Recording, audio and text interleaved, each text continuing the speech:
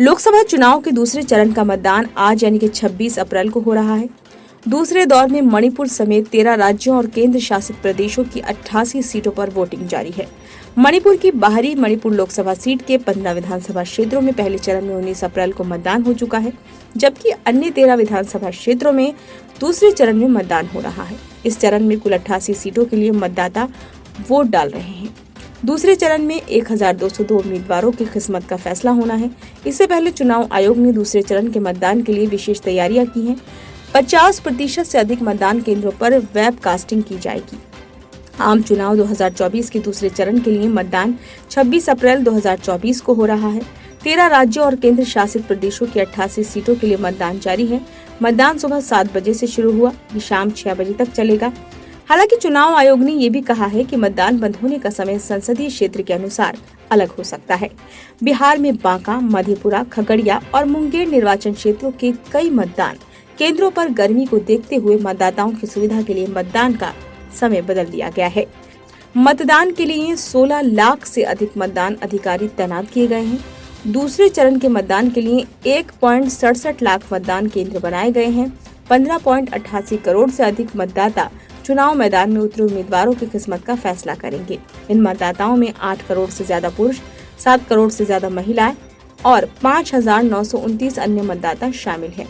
34.8 लाख मतदाता ऐसे हैं जो पहली बार वोट देंगे। इसके अलावा 20 से 29 वर्ष आयु वर्ग के 3.28 करोड़ युवा मतदाता हैं।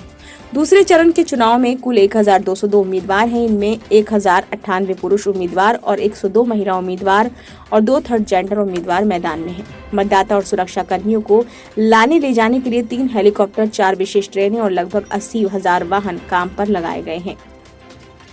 88 संसदीय निर्वाचन क्षेत्र में 85 साल से अधिक उम्र के 14.78 लाख, 100 वर्ष से अधिक उम्र के 42.226 और 14.7 लाख दिव्यांग मतदाता पंजीकृत हैं। इन्हें अपने घर से आराम से मतदान करने का विकल्प प्रदान किया गया है। 88 संसदीय क्षेत्रों में स्थानीय थीम के साथ 4,195 मॉडल मतदान केंद्र स्थापित किए गए हैं।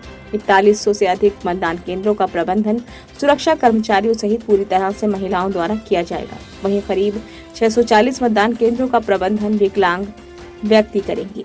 पानी, शेड, शौचालय, रैंप, स्वयंसेवक, व्हीलचेयर और बिजली जैसी सुनिश्चित न्यूनतम सुविधाएं मौजूद हैं।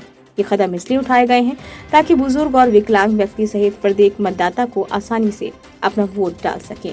गर्मी से निपटने के लिए भी विशेष ध्यान दिया गया है।